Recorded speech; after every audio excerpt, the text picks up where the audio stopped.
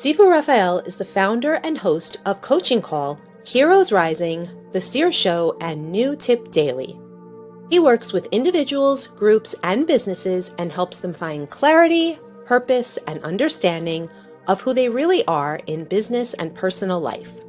Sifu Raphael has used his skills to develop a variety of multifaceted businesses in the martial arts and fitness industries. He owns and operates a 10,000 square foot martial arts and fitness facility in New York. Jose Escobar is an award-winning, nationally recognized personal development speaker, published author, and sales professional. He leads compelling, high-level communities consisting of entrepreneurs and advanced leaders through his two business models, the Entrepreneur's Bookshelf and the Connected Leaders Academy. He is also the co-host of Heroes Rising.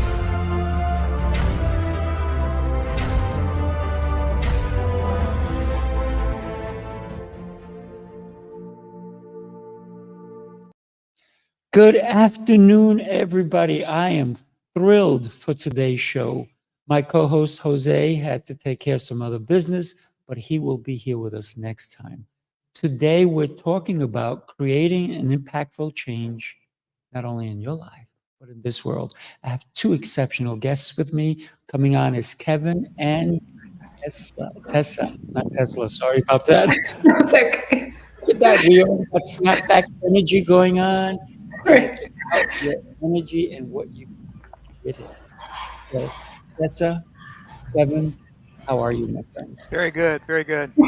Doing wonderful. Thank you so much. Thanks. Thank you. So it's so easy to change a word, like I did with you, Tessa. Yeah. So you're maybe you are Tesla because you're energized. I know. I was going to say Nikolai Tesla. I'm like, if you're going to switch up my name for anything, we can definitely go that route. And energy speaks louder than words. So today, I'm very thrilled about this topic because we live in this world and we have the ability to make a difference. No matter what anybody has ever told any one of us or anybody out there listening, when they tell you, you're nobody, you can't do anything, you're never going to amount to anything. You need to say, hey, stop. I am worth more. I change one person, boom, I am done, right? Right, exactly. This is a conversation, guys, so just jump in, tell me I'm wrong. Yes. No, you're right. You're right. You're right. I love that. There's a beautiful saying, and this isn't mine, so I won't take credit, but I always use it. And it says, be yourself because everybody else is taken. Mm-hmm. Mm-hmm. And you're the one who we want to see show up as you, thinking the way that you think, doing things the way that you do them, saying things in the way that just you can say it. Even if it's been said before, just like that quote right there. You say it in the way, you think things in the way, you're putting something out into the world in the way that only you can do it as your expression that's never been seen or done before. I love it. And we're all very unique. I mean, just look at your fingers and Right. it tells you have an identity that is unique. Everyone in the world with it's pretty incredible when you think about this. Probably over 8 billion people in the world, and it's growing still. And no two fingerprints in our life. That is just when people say it's science, I'm like, yes, it's the science of God. That's what I'm going to call it, right? Yes. It's so incredible when we can bring our own perspective. This is why I love talking to people, because the biggest question I can ask is, how are you doing? But how are you really? Right. How are you feeling? Mm-hmm. I love that. I love that. And I love when you do that, but you do it intentionally, not almost for a response, but to hold space in stillness, to hold space for somebody to say. And if they say fine and you probe them, you're like, really though? Give it to me, because that's how we connect on a human level. Share with me. And when you pause for a moment, it's not in passing. It's not the wave high and the casually going, or the fast on your way. It's I can compare with my children. It's sitting down next to them or crouching down, being eye level and being like, looking them with eye contact in the eye, holding on to their arms and say, how are you? Yeah. How are you? I was on a podcast the other day, and the title of this podcast is called "Fine is a 4-letter word." And the idea being that, our tendency is to say fine, but let's work with each other to unpack that fine. There's a range and a continuum of the word fine, from not fine to extremely fine. So, but our blanket response probably is to say, "Oh, I'm fine. I'm fine." Mm-hmm. But there's always something, and it takes open conversation, open dialogue to help unpack that word fine, and to help envelop people in their growth, and then to talk to people about where are they at this particular moment in time. And it takes effort, takes skill, takes just continued dialogue, I think, to really. You can't accept the word fine. You have to just keep going with what it really means. Mm-hmm. So One of the true. things I do, and thank you for saying that, because it is so true. A lot of people, you say, "How you doing?" They're like, "Yeah, okay, same old." You're not. You change every day. You're not the same person you were yesterday. So one of the things that when people say to me, well, I'll say, "Hey, how you doing?" They'll go, "Okay," and then they'll go, "How are you doing?" I'll say, "Exceptional and getting better every day." Just a little bit. I always do this, just a little bit, because I don't want to come off as like this know-it-all kind of idiot. I want to come off as somebody who's always looking to learn. So how can I help you, and what can you teach me? Because I have everyone teach me. It doesn't matter the age, doesn't matter where they're sitting. It could be somebody who doesn't have a job, somebody who's been at a job for 30 years, somebody who's just looking to get into the field of business. The other day, I had a kid come in. I work with autistic kids as well. And this kid is 15 years old, but he's more like 2. And he comes in, and he starts, as he's walking, he just grabs my hand and holds my hand. So he felt connection to me. As we're walking, he starts saying the F word, but he didn't say any F words. He just said the F word. And you can hear his mom in the back, "No F word, no F word." And then he starts screaming out, "The F word." And then he gets loud, "The F word." And so I wanted to reframe his mind. So I said, "I love the F word." And he looked at me and I said, "Yes, fabulous. Say it." Yeah. And I go, "Fantastic." And I love that. And then all of a sudden he stopped saying the F word. And then he came and we did what we were going to do. But for me, it's always disrupting people's thoughts. So for example, when I see somebody doing something, a lot of times it's wake up, let's refocus. If I'm teaching a class, and I teach all kinds of classes, whether it's a communication class or a martial arts class or a fighting class, anything like that, I always try to get people who are losing focus. Maybe they're doing the wrong thing. I incorporate everybody to change and do one thing all at the same time. So whoever lost focus doesn't get called out, but they're like, "Oh, wait a minute, we're doing something different. I better wake up." So I like disrupting them. That's what I'm saying. Absolutely. It's interesting because we have over approximately 6,000 thoughts a day. But the thought worm, it's not one constant thought. So it's a thought and an end of a thought. So a bookend, and then the next thought. So in between each one, you have this beautiful space that you can wake up to the idea that you can change that, right? So if you just pause for a minute, and it's even just the awareness that it's not an ongoing runaway train. You have the smallest little space in between each one where you can take agency and say, "Yeah, no, doesn't serve. Let's go ahead and pivot. Let's go on to the next thing. Let's refocus from negative to positive. Let's take some agency over that thought pattern. And it's a beautiful place to play in, because within that space you find yourself.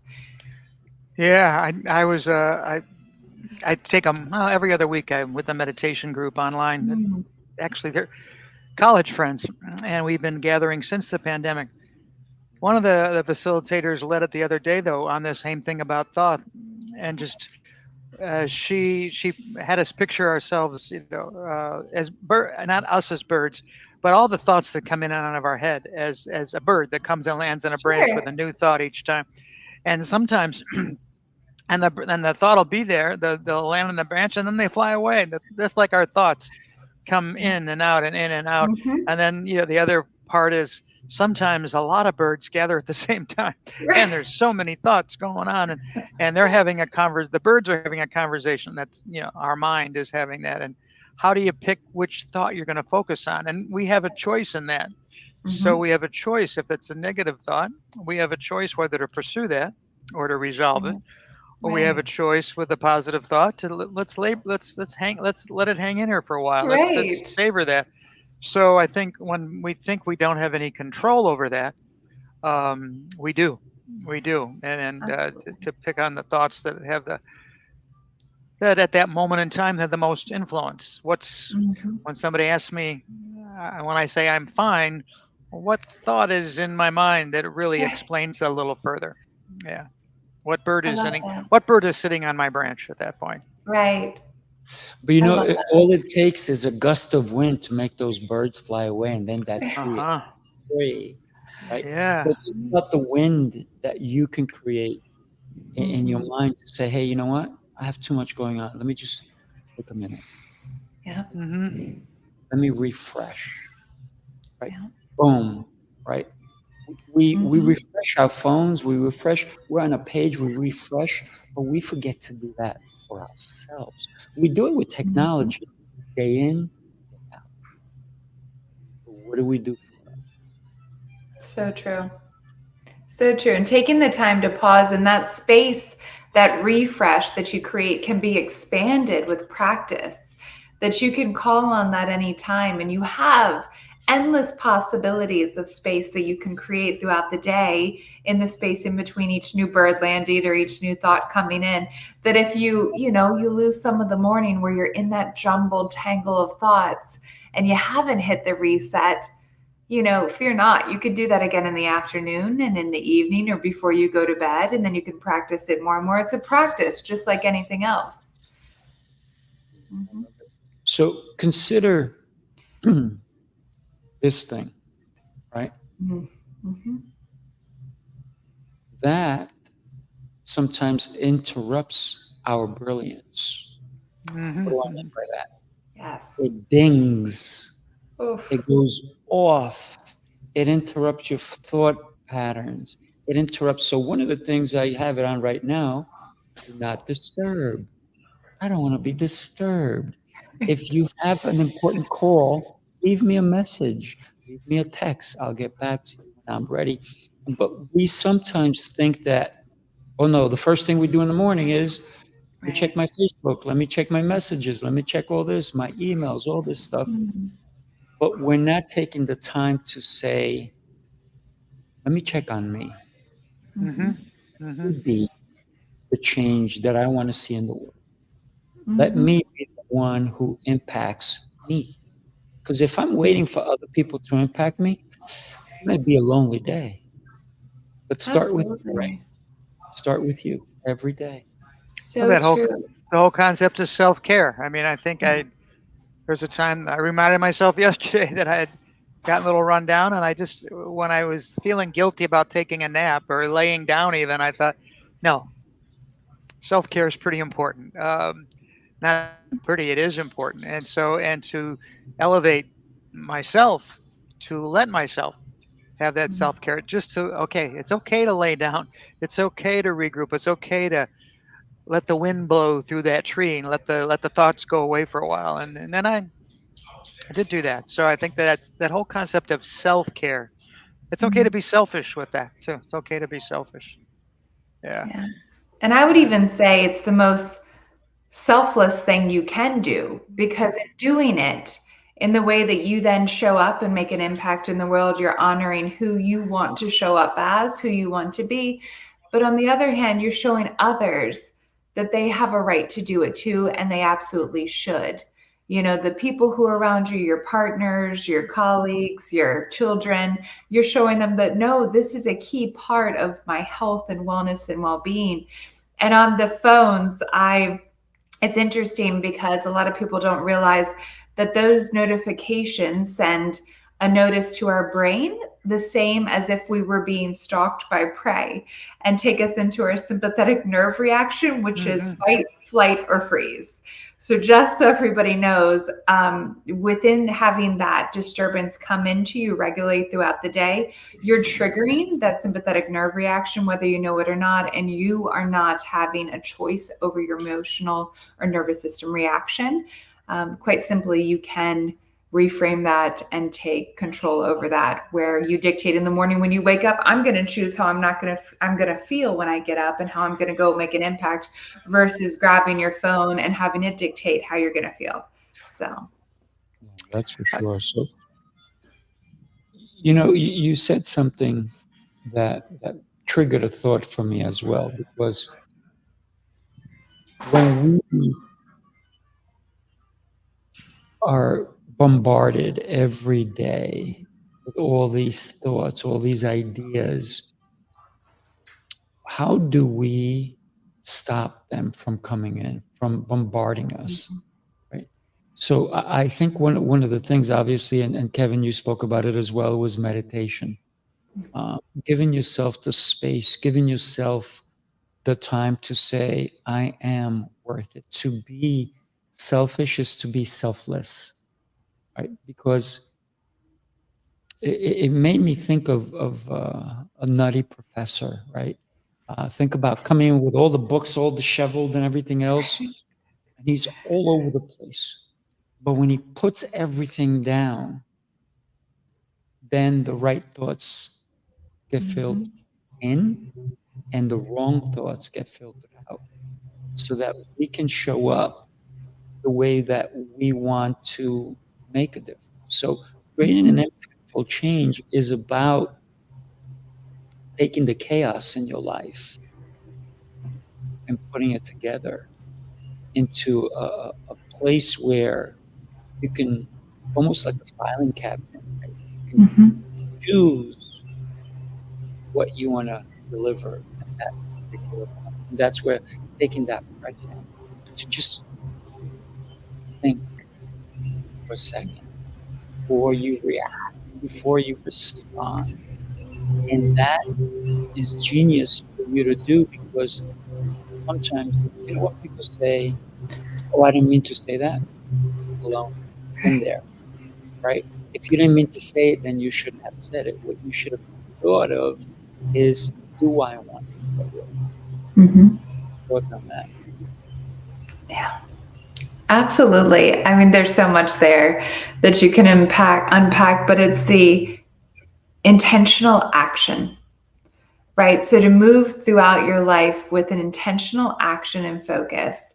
And I will say, your environment and how you respond and what's coming in through a sensory translation within your environment is so incredibly important. You could be doing all the right things, you could be focused on the right things, but you have to be aware of your environment. And that's in the space you keep at home, what you fill your time with, what you're ingesting from information, what the music that you're listening to, the friends that you keep, how many times you go out socially, are you resting enough? It all comes into play, and you have to take a look at that, because it's definitely going to have an impact on your ability to put out and to show up in the world how you want to. And I will say, just a key point is that typically, and it's been studied, 90% of creativity comes from places of stillness.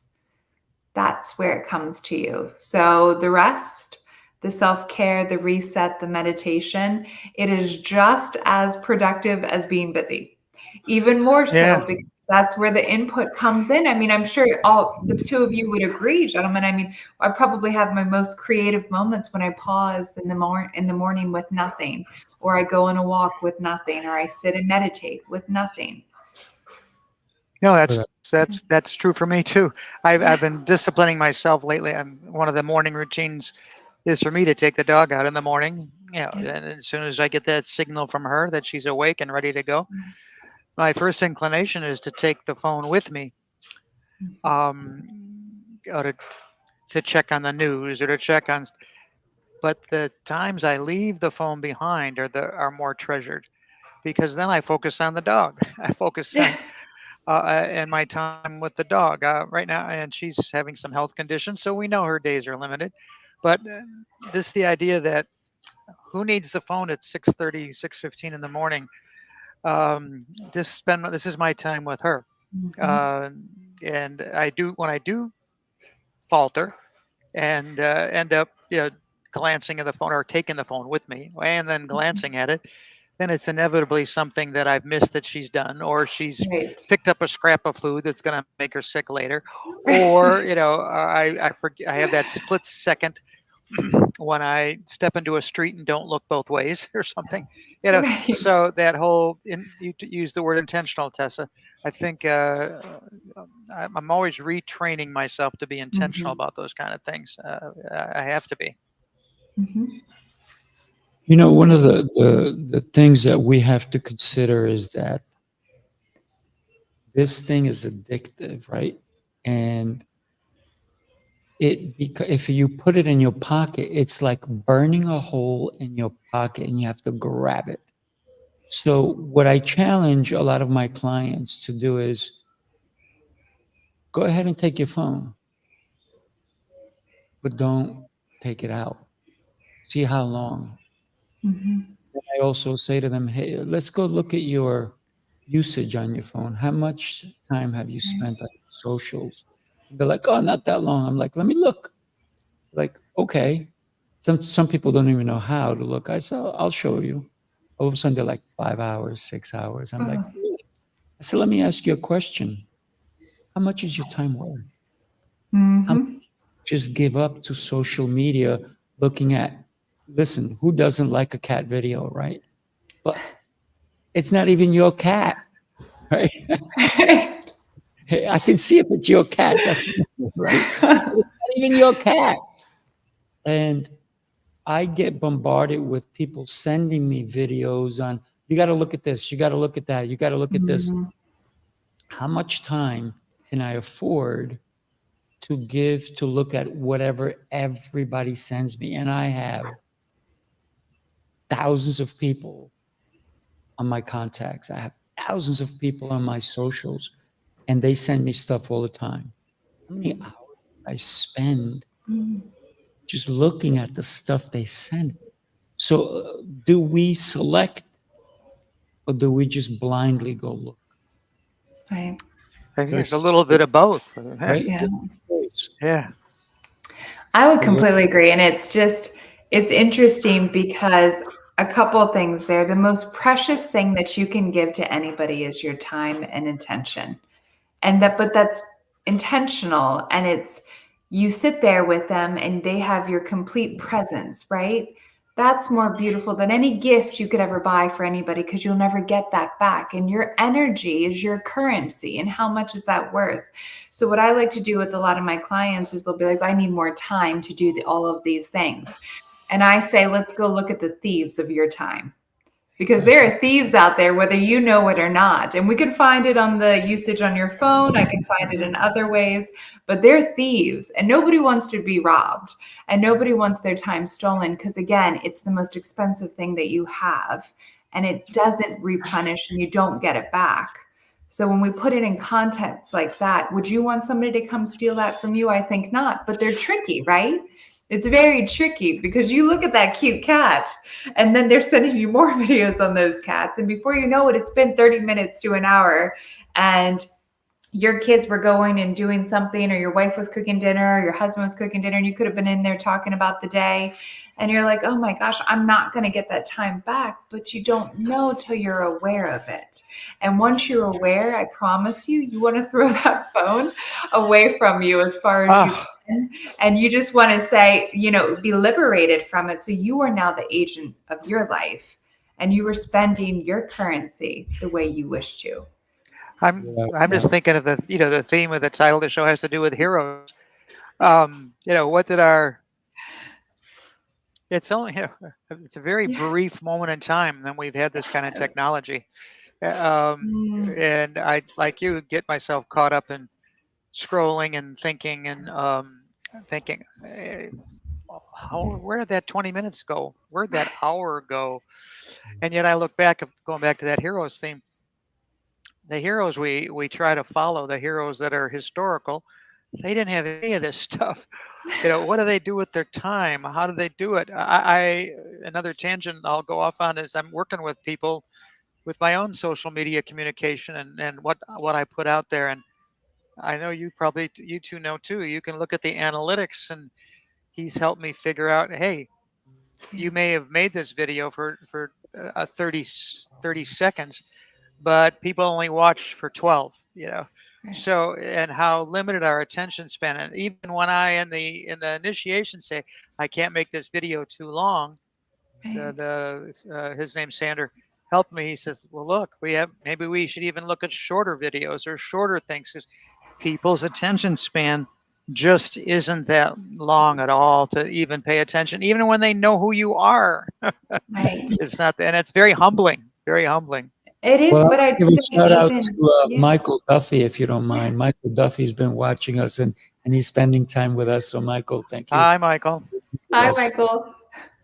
So, yeah, go ahead, Tessa. You were going to say. I was just going to say it's interesting because there's studies, and I believe it was estimated that the decline in the ability to focus and pay attention has been so significant. It's down to about, I think it was 15 minutes for teenagers that they were able to truly focus because of these thieves of time and these demands on attention constantly. Where they feel this much anxiety that they have to see what's going on. They have to be connected to something. They have to be plugged in. And it's a great, as you said, go for a walk with your phone and see if you can keep it in your pocket. See if you can, and the next time that you miss something, it's a practice. It is. And I would tell anybody listening, right, this is no fault of yours whatsoever. Technology has developed so fast, and the human brain has had no chance of even keeping up with it. And not to say that we've developed quite a bit since, Neanderthal era, but we just haven't had a chance to keep up with it at the fast pace. So now, right, the user of a tool, are we the users, or are we now the tools? Right. So who's using whom? And with the analytics and this and that. And I don't want to wake up at the end of this life and have regrets and think about, I wish I had spent more time doing this, that, and the other thing. When I say those things out loud, I'm going to be intentional with what I do with it right now. And they're great tools. Technology is a great tool, but you're the user. It should be like a bike. When you're done using it, you put it away and you don't think about it again until the next time you need to use it. Yeah, I'm just thinking of something. Some of the analytics I get. I don't want my tombstone to say, Kevin, he had 0.2% clicks on his newsletter. 5,000 views. 5,000 views. Or, You're right. We're talking about technology, and the reason we're able to be talking about technology on technology is because technology is there. It's how you use it. So, for example, we're going to give a lot of credit to Kevin. He usually does these things out of his home, but he had a little bit of trouble with his internet. And so he said, this is a show I want to be on. So, Kevin, you went out of your way. You found the best coffee shop. I'm sure they have great coffee, too. And if anybody wants to come on, just tell them to come on. But we're going to charge them to come. Yeah, that's true. This way you can make some money while you're there. Yeah, that's true. Get an endorsement here while I'm here. Yeah. So think about how we use technology. Do we use it to help and benefit one another? Or do we use it to hurt others. So all the technology companies are like, oh, it's almost like gambling. They're like, oh, we have a gambling problem, but we have a solution. No, solution is don't be there. Don't put up Right. gambling. If you don't want people gambling, then don't put. There's OTB, and guess who owns OTB? The government. Mhm. It's not privately owned. Mhm. Off-track betting is owned by the government. And why do those places never close? Because the people who go to it are addicted to it. Right. So who is benefiting? The people who are trying to make money from it. So if you have a casino, your goal is to find as many people that you can addict into gambling. Mhm. You don't want people who go, maybe I'm gonna only go play the slot machines for $3 and then I'm gonna leave. No, you want people that come and spend their paychecks. Yes. So when we want to make an impact in this world, is it just for us or we're making an impact for the whole world? Because to be honest, we all live in our little world. I live in mine. You both live in yours. Everybody listening lives in their own world, like a cocoon. But then we have to share this amazing world we all live in. So are we doing it just to benefit us? Or are we doing it to benefit mankind? So am I calling out the people who are only thinking about themselves? You better believe I am. Yeah. Because we can't change the world if they keep existing the way they're doing it. They're saying that, I don't want to get on the soapbox here, but they're saying if you have a gambling problem, and meanwhile, they're the ones promoting the gambling. Right. That's a two-faced for me.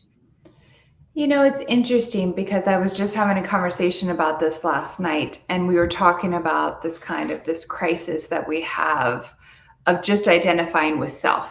Me. I. It's about me. It's a, it's total self-centric world that we're creating for ourselves.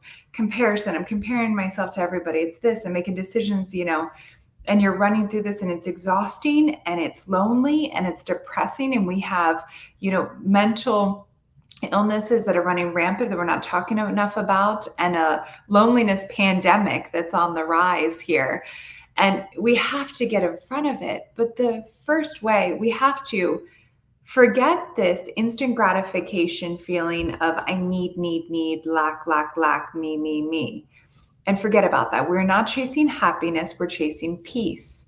And how do we find that in our communities? Through fulfillment and to be of service.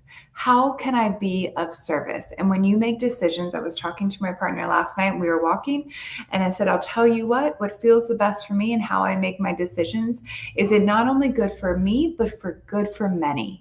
Is it good for the people that I love that are around me? Am I supporting other people? Will this be good for the future for other people? Because that's the impact and the legacy that I'd like to leave on this world. And we're talking the smallest little decisions, like walking out of the grocery store and sharing your beautiful smile with somebody you don't even know. You have no idea the weights that they are carrying, the invisible weights that they are carrying on their shoulders, but to be of service and open the door for somebody, to assist somebody with their bags, to call your grandparents, to reach out to a family member you haven't talked to. Yes, I know it's your time, but the feeling that you will get from that will fill any void that you're carrying around with you today. I promise you that. And that's how you start. I love it. And it makes me think of people who claim that they care about other people. For example, Tessa, enough about me. Let's hear about you. How do you feel about me? I'm kidding. So it's almost like, yeah, let's talk about, I'm not going to talk about me, but I want you to talk. Right. Right, exactly. Self-serving that so many people are not clear with their message, that sometimes they're giving the wrong message. They're trying to say, yeah, I care about you, but tell me how you feel about me. Right. That's not really what we want to hear. We want to hear somebody who's authentically cares. Yeah, somebody who's, when they ask, how are you doing? Because a lot of people say, how are you doing? A person goes, okay, well, let me tell you about how I'm doing. And then all of a sudden it's like, whoa, you really didn't care about me. So a lot of times when people say how you're doing, a lot of times they don't care because they want to, and you know those people because you've come across them. Of course. And all they want to do is talk about them, their worries, their problems, their concerns. And when it comes for you to even share a little bit, they're like, oh, okay, great, I gotta go. Right. Yeah, I find that I living in a condo building and with an elevator and things like that. And even though I know some of the people, I don't know everybody. I don't nearly everybody. But the idea of what's my intro question? Um, how are you doing is sort of pretty vague. I find I get a different result if I'll say, "Hey, what's the most significant thing that happened to you this morning so far?" Love Or, that. what's the favorite part of your day the last hour?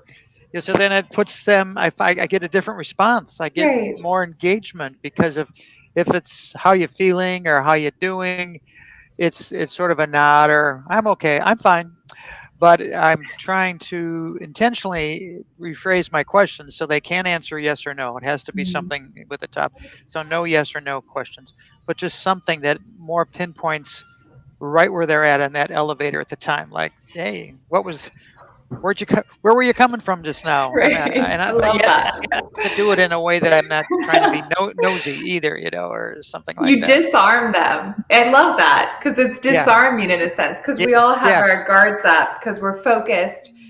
I don't think there's ever been a time in the world that we've ever been so, as a human species, more focused on ourselves. Yes. It's Yes. just from everything that I see on the socials. I'd rather see pictures of people's dogs. It's like, it's them and it's me and it's me. And I don't fault anybody for that, but I'll tell you, it's very empty. It's a very empty feeling. And I challenge anybody to reach out and let me know, explain to me how it's not, because I'll tell you the feeling that I get of taking the attention off of me and put it on to anybody else around me and seeing them, whether they are opening up to me because I've held space and they are letting me in, and the gift of sharing stories and journeys and emotions and me just being there with no expectation and no attachment. I'm not here because I need to even speak. I'm here to listen. Yeah. Or to help somebody, or to get to know somebody, or to disarm somebody in the elevator with something great. That to me. Try that on for size and see how that feels in the soul. Yeah, you have to keep the surprise there. You have to keep a Yes. surprise, and how do you break a routine? It's one thing Right. to be cordial, which is you need to be cordial. You need to smile at the people coming when you go to the parking lot, or Right. that gets a nice return. But how are you gonna get beyond that? I'm fine. I'm fine. Right. I'm fine. And make an You know, impact, you know? one of the things that we're all talking about is we're telling people sometimes how maybe their actions can impact, right? Mm-hmm. So what I want to come back with that, and I'm going to share with you. Jose could not be here, but this is a little bit about Jose. Take a look.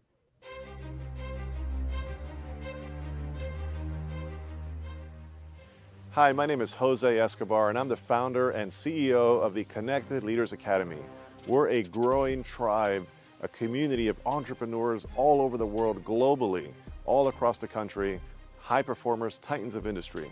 If you're an entrepreneur and you're looking to grow personally and professionally, scale your influence, develop your skill sets, move the needle in your business, more clients, more money, more profit, the bottom line, and of course, grow your circle and your network like never before, this is where you want to be. Join the Connected Leaders Academy today. We are scaling massively. We want to welcome you in. Check me out on Instagram and on Facebook, the @ JAESCO25. We look forward to having you join us. Take care. So, yep, that's my exceptional co-host, Jose. So when we sometimes I realize that when we are always telling people how they should live their lives, most people don't want to listen, even though it's right, even though They know we're right. They know that they shouldn't do this, they shouldn't do that.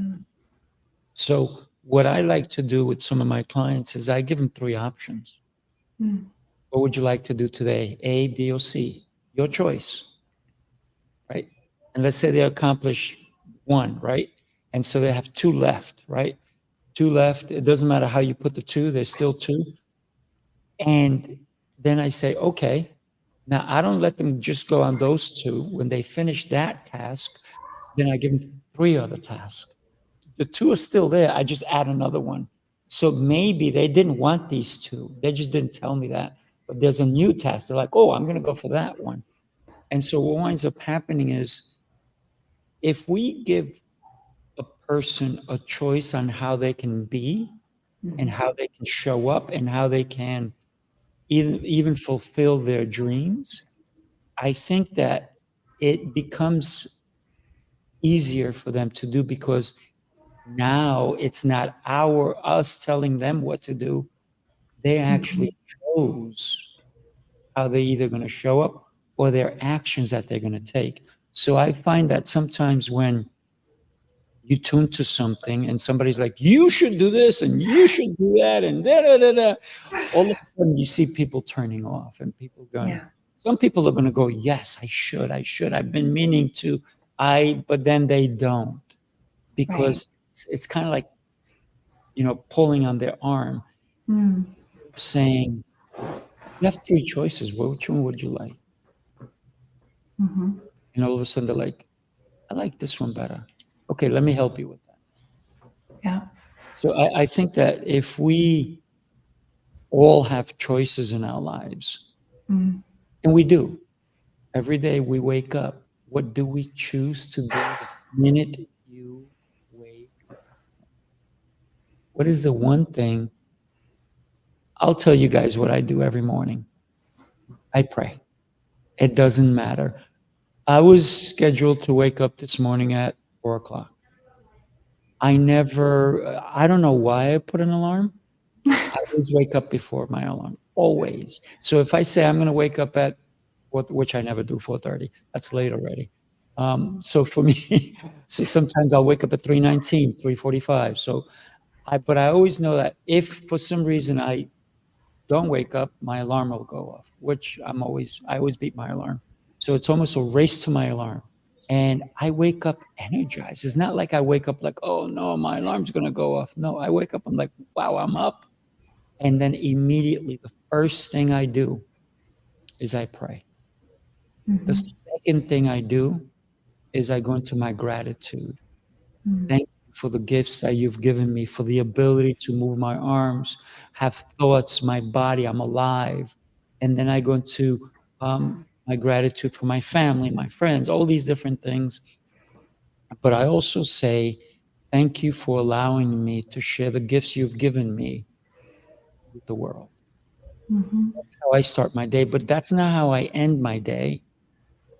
I end my day backwards. I end my day in prayer, then gratitude, and then I pray again.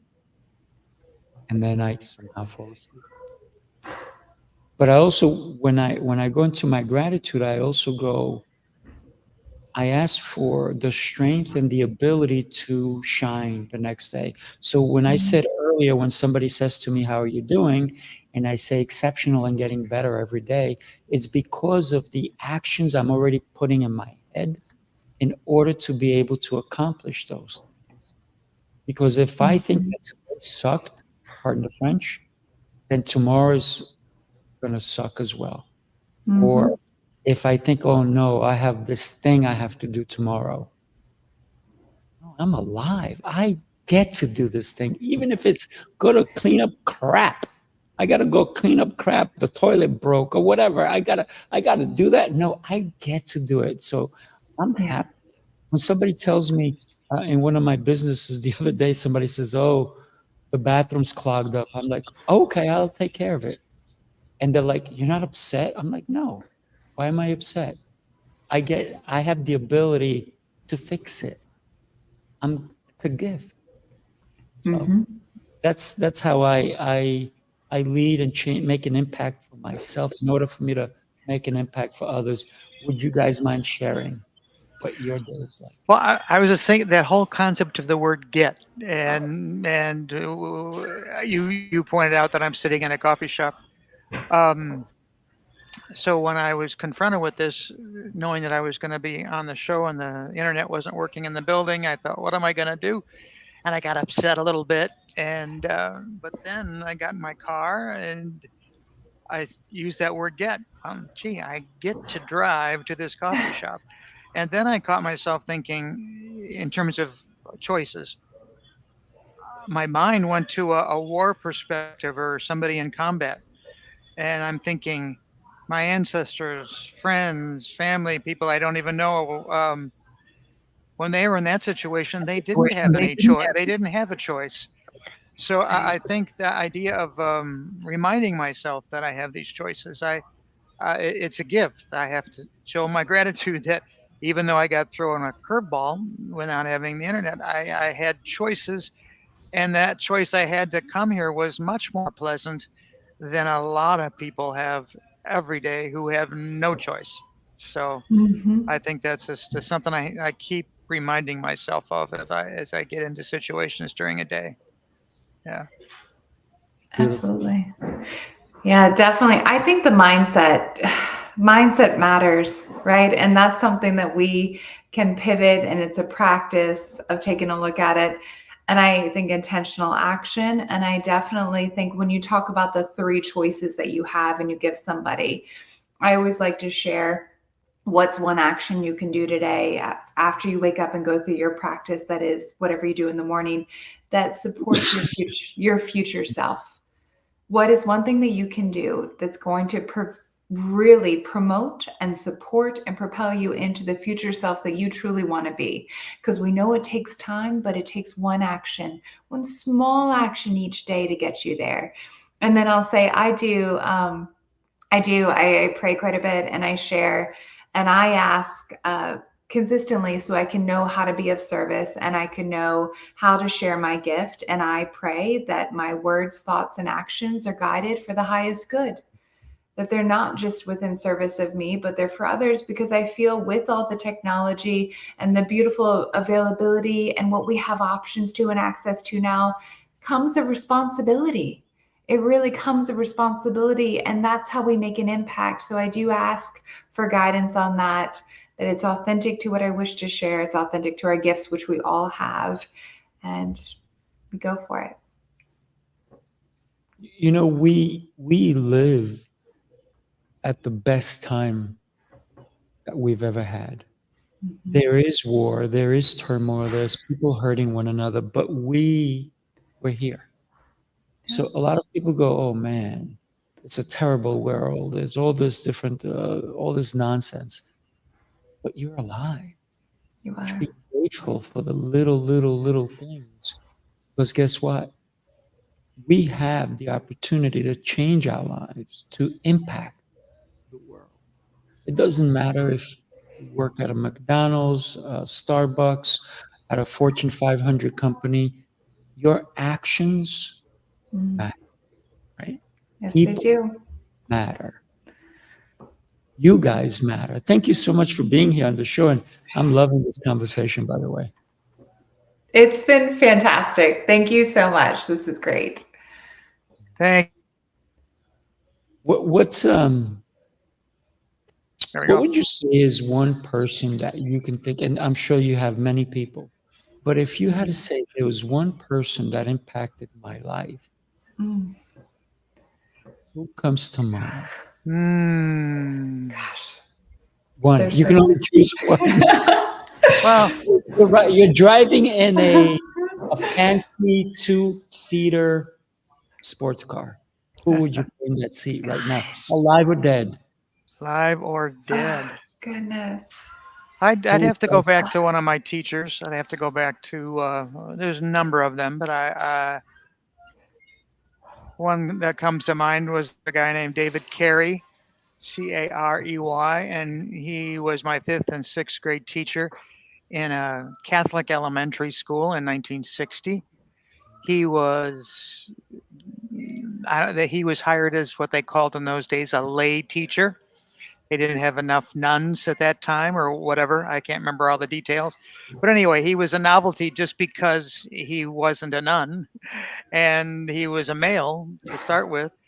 And he was 21 or 22. So I don't think he even had a college degree at that time.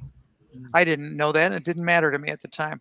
But just in things that he got us involved in.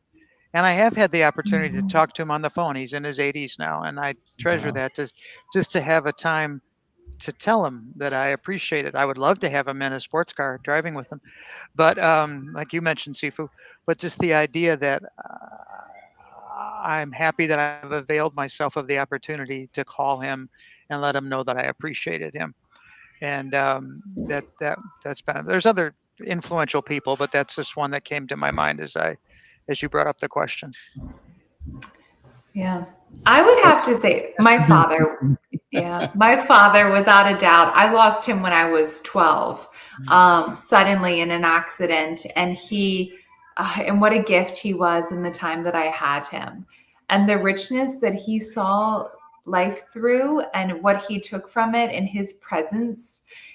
He was the type of person who would walk into a room, and every single conversation he had, you felt like the most important person in that room. And you knew him by name when he walked in a room, and you felt like the best of friends with him because he made every single person feel so important because they were to him, because he was having a conversation with them. He was probably the most present person that I've ever known when I reflect upon it. And every minute I had with him was an absolute gift. And his time on this world was short because it didn't need to be much more. He left everything that he needed to, and I will forever and always be grateful. But it'd be pretty incredible to have a few minutes. I don't even know that we'd have to say anything. I don't know that we would need to. I think the words were already shared, and the leftover love is already there. But just to be close to him would be pretty great. Yeah. You know, the beautiful thing is that he is alive in you, and that is He is. That's so beautiful. Thank you for sharing him with us. Yes, of course. I would have to say that my sister is an angel. I'm number 10 of 12 kids.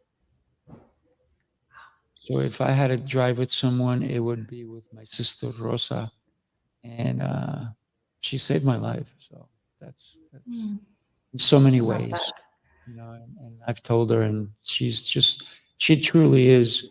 But here's the thing: I know that there's so many people who would say the same thing about her, not just me. She's touched so many people. She's taken people into her home and let them live there 5, 6, 7, 8 years. And she's treated them like her children. And she's done the same for me. And she's just incredible. So when we think about the impact,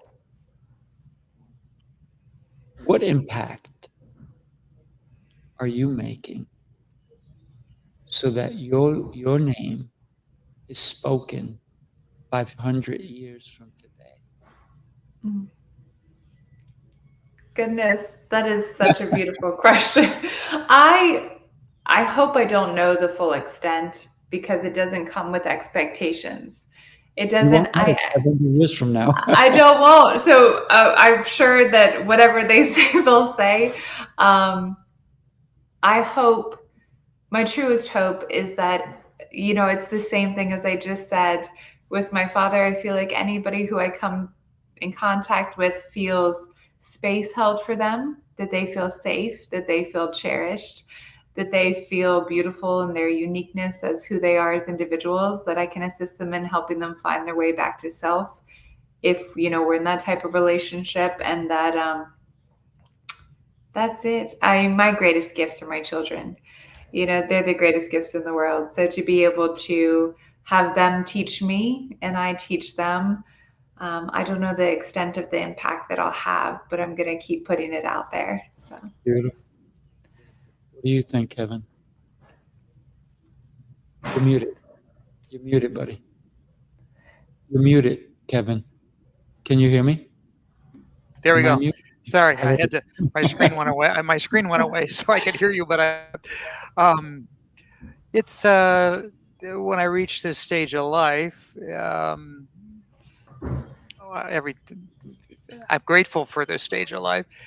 And I think it's going to be little things that people will remember. It's not, I'm not a person that's in the newspaper or making headlines or those kind of things. But it's just in my own world. What difference am I making for my grandchildren? What difference am I? How can I be present? You talked about your kids, Tessa. You talked about your sister, the Sifu. I think it's being present that leaves an impact. And I think sometime I guess we all pick. I know I picture, you know, when they're having that wake or whatever for me, what are they going to be thinking? Well, I hope they have one thought or one, and whether I impact, and I like to think I would impact each person positively. So it might be, like you said, Tessa, earlier, might be the person who remembers that I opened the door for them. It might be Right. the person that Right. remembers I gave them a ride someplace. It might be the Right. person who I said, "Hey, let's come and talk so we can get you through this situation." Yeah. So, I mean, I think it's just each day gives us an opportunity to make an impact on one person, and whether that's just a smile to a stranger or whether it's answering that phone call we haven't been answering or making the phone call to somebody. I think if I concentrate on all these what might be considered minor things, that's accumulation of impact. I think that's what Mhm. I try to keep focused on. Beautiful. So it's the little things, right? The little things, Hmm. the little acts of kindness, the way we treat people. I Hmm. think that Mhm. that's the way that if we go back in history, it's, I mean, I don't want to give any of those terrible people credit here, but the world has changed because they were so evil. But it's the people who fought the evil Mhm. that changed the world, that made the world better. Because if the people who are evil were not taken down, then we would live in a different. So Yeah. it's the impact of all those people. We may not know them by name, but as their acts of courage, Mhm. the people that maybe help someone get away from a prisoner camp, um, you know, uh, somebody who helped somebody deliver a baby, and that baby became our president, or that person who's not even born yet will lead this country and other countries to better places. It's the little things, right? We have to Right. give credit to every single hand. And I think that Absolutely. my little hand will tiny little impact, but will it be remembered 500 years from now? Yes and no. No for the people I never got to meet, but I think yes for the people that will carry my name on and say, we're doing this because of that crazy guy. Right? I love what Steve Jobs said, if you want to change the world, right, it's the crazy ones that do. So I don't Yeah. ever claim to be normal, and I never want No, to. normal's overrated. And I'll say those selfless acts of kindness, keep them coming day in and day out. And Yeah. I'd say it's courageous in this world to come from that place. And you can start with yourself because the most courageous thing you can do is work on yourself. Work on yourself. Yeah. And Yeah. when you look in the mirror, make sure you wipe it clean. It's got to be a nice, clean mirror. You want that beautiful image coming back at you. So many people they look in the mirror, but they don't see the beauty because maybe Mm. their mirror is dirty. Let's clean it up, people. You are beautiful. You are worthy, and you matter, right? Yeah. Yes.